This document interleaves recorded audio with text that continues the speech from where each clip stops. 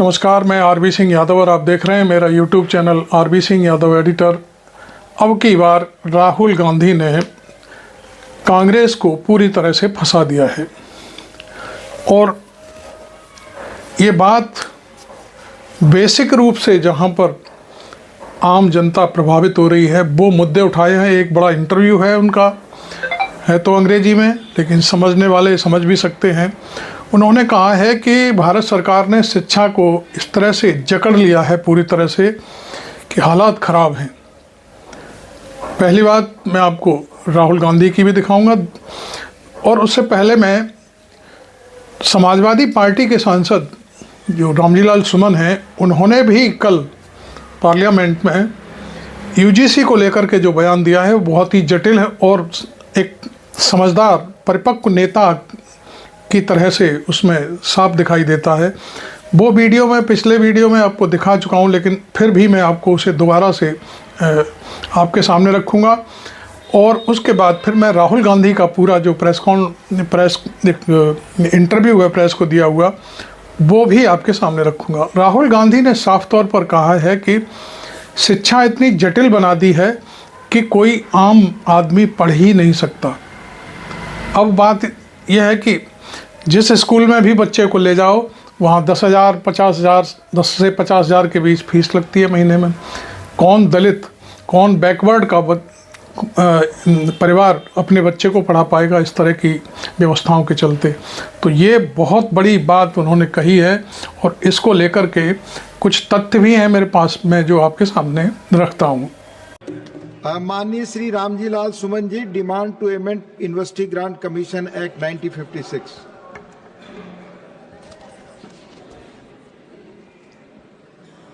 उपसभापति जी, जब श्री मौलाना अबुल कलाम आजाद देश के शिक्षा मंत्री थे तो 1956 में विश्वविद्यालय अनुदान आयोग की स्थापना की गई थी और इस आयोग के गठन का मकसद था कि गुणवत्तापूर्ण उच्च शिक्षा दी जाए तथा शिक्षा का संतुलित विकास हो। उस सभापति जी, ऐसा आभास होता है कि जिस मकसद से विश्वविद्यालय अनुदान आयोग बनाया गया था, ये आयोग अपनी सार्थकता खो रहा है। बदलते परिवेश में इसके एक्ट में परिवर्तन की आवश्यकता है। सभापति महोदय, जो फर्जी विश्वविद्यालय हैं, हमारे देश में अभी भी 22 फर्जी विश्वविद्यालय चल रहे हैं जिसे यूजीसी की वेबसाइट पर देखा जा सकता है। 1956 में जो प्राविधान था दंड का कि अगर कोई फर्जी विश्वविद्यालय पकड़ा जाएगा तो दंड का प्राविधान 1,000 रुपए था। सभापति महोदय, विश्वविद्यालय अनुदान आयोग भारत सरकार से निरंतर आग्रह कर रहा है कि ये जो दंड का प्राविधान था नहीं के बराबर है, इस एक्ट में संशोधन किया जाए और कम से कम जो फर्जी विश्वविद्यालय उनमें 5 करोड़ का जुर्माना और 5 साल की सजा का प्राविधान किया जाए। यह गैर जमानती अपराध हो जिससे शिक्षा के काम में लगे वो जो माफिया है उन पर मनोवैज्ञानिक प्रभाव डाला जा सके। सभापति जी, पिछले 10 वर्षों में हमारे देश में 400 राज्य विश्वविद्यालय स्थापित हुए हैं। इसका सीधा मतलब क्या है? इसका सीधा मतलब यह है कि बहुत तेजी के साथ शिक्षा का निजीकरण किया जा रहा है। और मैं आपके मार्फत निवेदन करना चाहूंगा कि हमारे देश में जो विदेशी विश्वविद्यालय हैं उनको भी अनुमति मिल रही है। उपसभापति जी, 2 विदेशी विश्वविद्यालय, एक गुजरात में, एक हरियाणा में, और ये जो गुड़गांव में विदेशी विश्वविद्यालय खोला जा रहा है वो साउथम्पटन के नाम से है। सभापति महोदय, विश्वविद्यालय अनुदान आयोग का जो एक्ट है उस एक्ट में विदेशी विश्वविद्यालयों के खोलने का कोई प्राविधान नहीं है, लेकिन इसके बावजूद भी खोला जा रहा है नियमों के विपरीत। ये बहुत गंभीर मामला है। उपसभापति जी, तो दुनिया के दूसरे देश हैं, उनके लिए भारत शिक्षा का अच्छा व्यापार है। Why are people so much against the caste census? Like, what don't they like about it?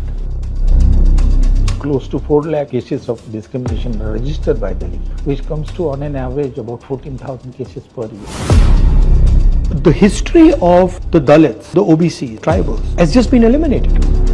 Part of the portion of the Manusmriti was burned. So that's the beginning of the civil rights movement. Thank you so much for coming. Well, thank you very Thank much you. for inviting me to have an interaction. No, I wanted to talk to you about, particularly the caste census, how it's going, Yeah. what your thoughts are, and also some of your ideas on education. We agree on discrimination and the levels of discrimination in India. So I wanted to get a sense of what you're thinking. No, I also wanted to know the insight that you have got through your long march and new knowledge. Yeah. Like, I've had discussions with people about the caste census, where I'm saying, look, all we're doing is exposing the truth, Yeah. nothing else. Yeah. And they will say to me directly that no, one must not expose this truth. Yeah. Oh, why not? Right? That unfairness is taking place in front of your face. You've Yeah. got the constitution that says all Indians are equal. It is Yeah. absolutely crystal clear what is going on, and Yeah. you just don't want to accept it. The social situation of the scheduled caste or Dalit, I think it's a very auspicious occasion because the 20th March he started the Mahad Yeah.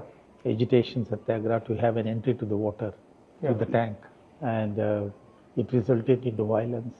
Yeah. As you rightly said, the Brahmin priest in the city of Mahad purified the water by putting the urine of cow and milk, and they purified the water because it was polluted because of the touch by Dr. Ambedkar and others. And then, of course, Dr. Ambedkar got very agitated about this and a lot of pain, anguish. Then they organized the second conference in Mahad, where the part of the portion of the Manusmriti was burned by a Dalit saint and the Brahmin gentleman called Mahar. So that's the beginning of the civil rights movement and denial of civil and political and economic right to the untouchables. That because of his effort, then the constitution had a provision for equal right, equal opportunity, non-discrimination. So we have the legal thing in place. But what is not placed is in the custom and religious belief of the high caste. I had a look at the atrocity data. If you take atrocity data, particularly I wanted to look at it from 2014 to 2022. Close to 4 lakh cases of discrimination are registered by the league under these two acts, Prevention of Atrocity Act, which comes to on an average about 14,000 cases per year and continuously. One of the reasons why scheduled castes continue to remain relatively more poor than OBC and high caste, that they don't have access to resources, land and business, but also whenever they want to get an access, there is a discrimination that they face. There is a completely flawed concept of merit where I confuse my social position with my capability. Because for anybody to say that our education system or our bureaucratic entry systems are fair to Dalits and OBCs and tribals, I mean, that's just a complete fallacy because they're culturally not connected to these communities at all. So the entire narrative is an upper caste narrative. This notion of merit is actually itself an unfair idea. Yeah. The roots of this basically in the caste system, and one has to recognize that the lack of any initiative by the high caste who practice discrimination against the caste system and institution of untouchability is the reason why the discrimination continues. You can say till independence formally in terms of rule, the untouchable did not have right to land, right to business. Neither did the OBC. Yeah, the OBCs were, certain caste of the OBCs were a peasant caste. Yes. That was from, in the Manusmriti they did not have any right to land, but by AD 700, the OBCs were allowed to cultivate the land as a owner and even as a tenant. But the untouchables did not have a right to own the land. But the point that I am making is that the untouchables did not have a right to resources, capital resources, business, and employment in the occupation of the high caste. Their only occupation was the casual manual labor for the high caste. Most of the untouchables were a slave caste, forced labor, attached labor, slave labor.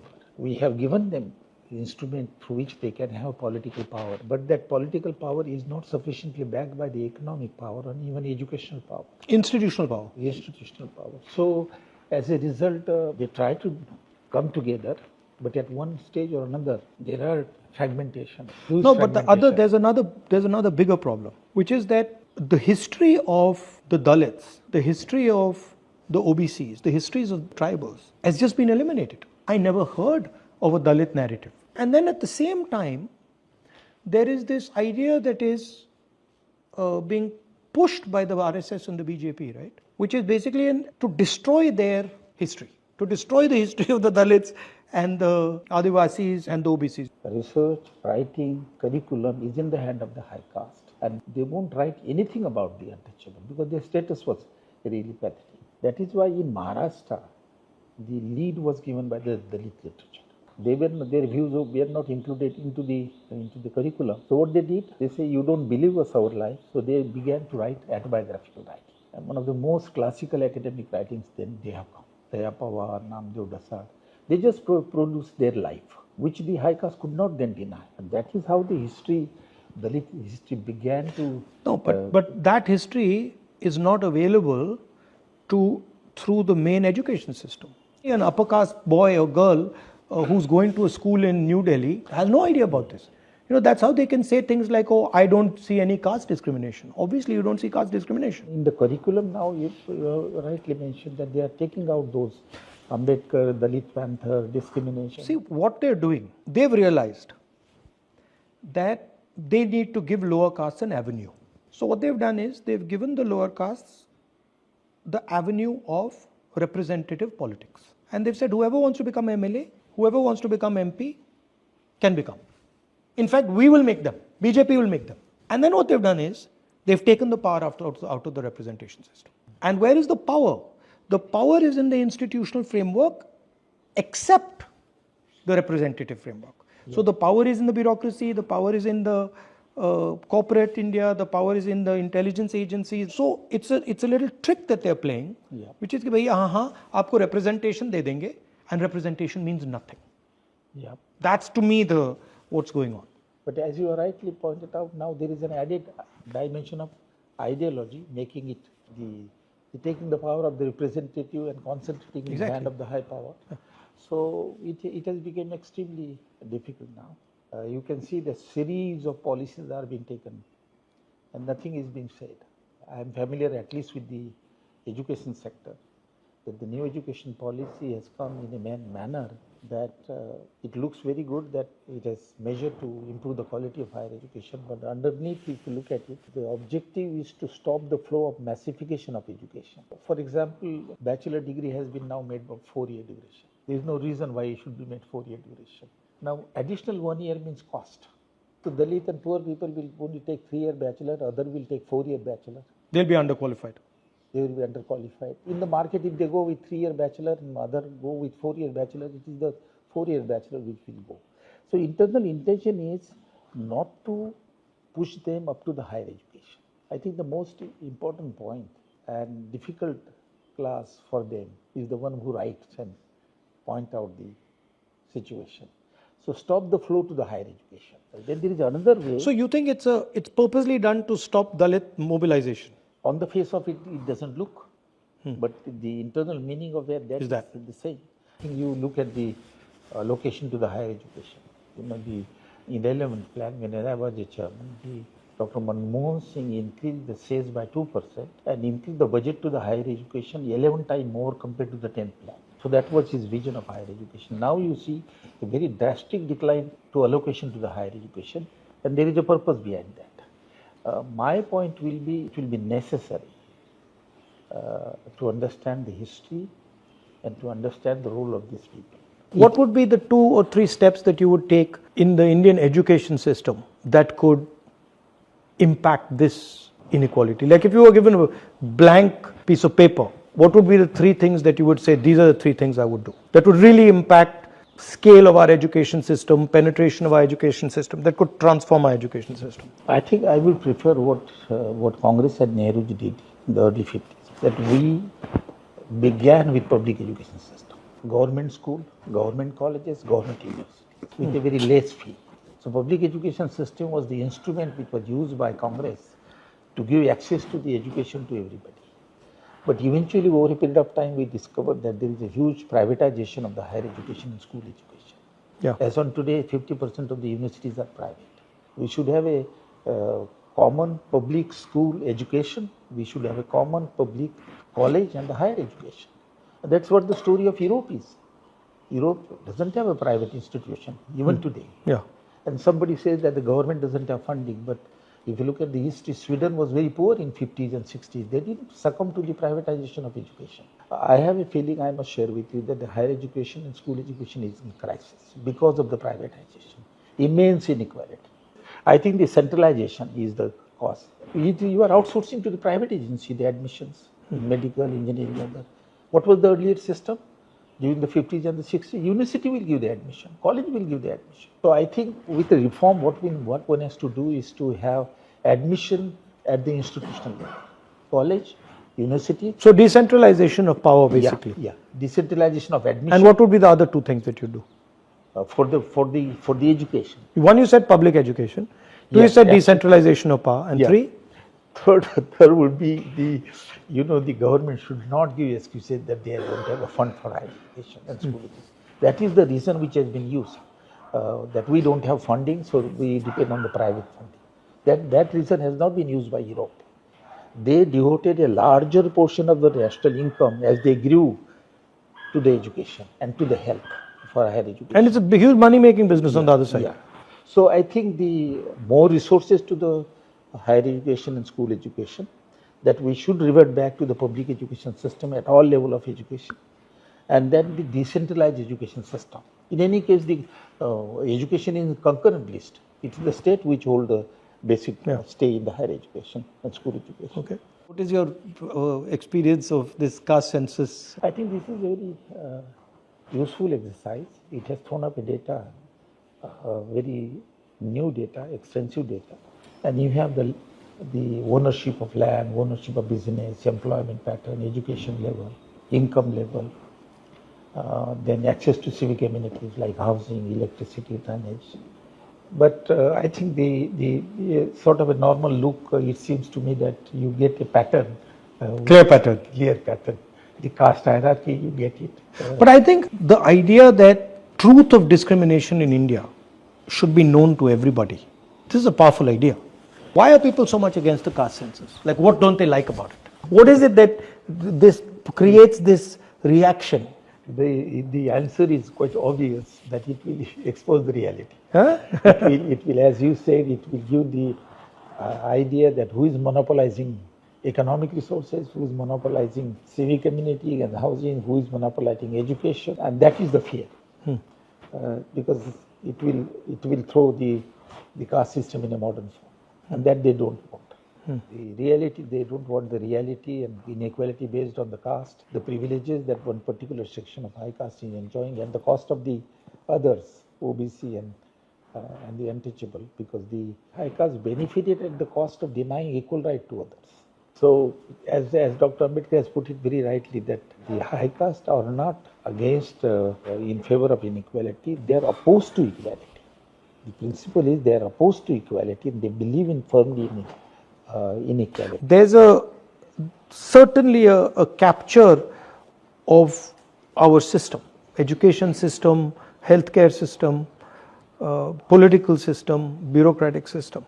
So for me it's important that the truth of what is going on in India with regards to who has what access, who controls which institutions, who's where, to me that's a fundamental nationalist exercise. I think it's not supporting the caste census is actually anti-national, because what you're saying is that we're not ready to accept the truth of what is going on in our country. So I'm quite wedded to the idea of the caste census. I think we need to iterate it further, we need to deepen it, and we need to make it more sophisticated, and that's why you have the committee there, and I think it needs to be broad-based. Lovely to see you. Thank you. This is the recent book I got on discrimination, Oxford, Scheduled Caste in Indian Labour Market. This was the earlier one. This was the first on economic discrimination, and it created a wave.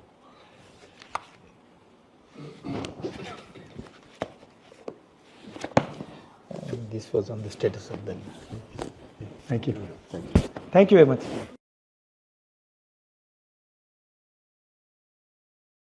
हम देश को दिखाना चाहते हैं कि आपने किन लोगों का और कहां कहां अंगूठा काटा है। हम दलितों को, आदिवासियों को, पिछड़ों को, किसानों को, मजदूरों को दिखाना चाहते हैं कि आपने किस किस अंगूठा काटा है। इसलिए जो मैंने वायदा किया था, इसी हाउस में यहां हम कास्ट सेंसस लागू करेंगे और उसके बाद हिंदुस्तान में एक नए तरीके का विकास होगा, एक नई तरीके की राजनीति होगी। तो मैंने पहले कहा था, जो आपको अच्छा नहीं लगता है, 50% रिजर्वेशन, उस दीवार को हम यहाँ तोड़ेंगे। 50% रिजर्वेशन की दीवार और जाति जनगणना हम यहाँ करा के दिखाएंगे। आपको जो कहना है कर लो।